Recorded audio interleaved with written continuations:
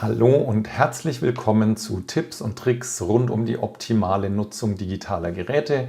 Mein Name ist Arno Burger und ich zeige euch heute am Beispiel von Excel, wie ihr durch Beobachtung und Nutzung der Maus ein Computerprogramm besser kennenlernen könnt. Ich zeige euch das am Beispiel von Excel, aber das geht auch in vielen anderen Programmen, sei es von Microsoft, aber auch von anderen Herstellern.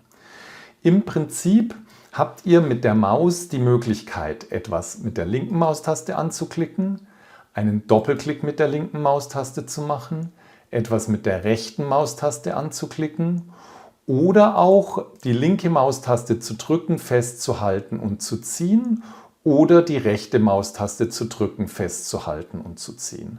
Das sind die 5 Möglichkeiten, die euch zur Verfügung stehen.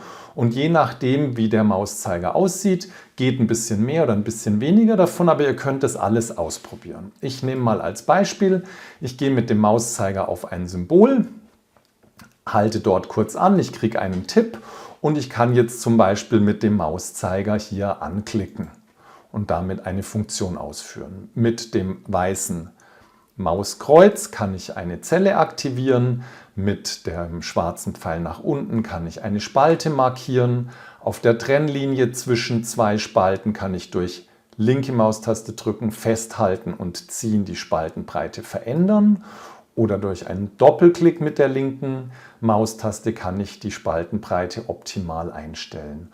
Und so könnt ihr im Prinzip an ganz vielen Stellen ausprobieren und mal schauen.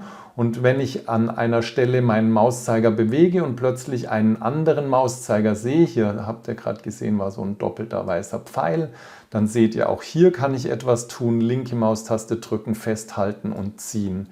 Ich kann Zeilen markieren, ich kann über den Rechtsklick Befehle auswählen.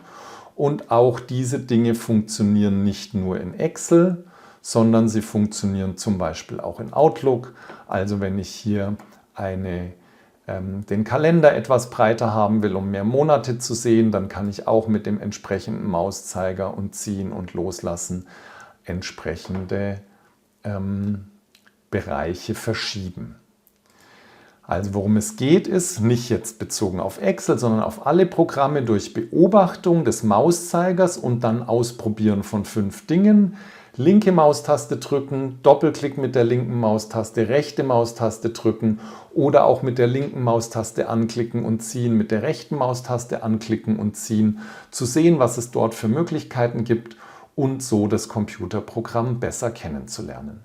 Probiert die Dinge aus, schaut mal, was in euren Programmen so möglich ist. Wenn ihr Fragen habt, schreibt die gerne unten in die Kommentare. Wenn es euch gefallen hat und ihr dabei gut weiterlernen könnt, dann lasst mir auch gerne einen Like da und ihr könnt natürlich jederzeit den Kanal abonnieren, wenn euch weitere Videos interessieren.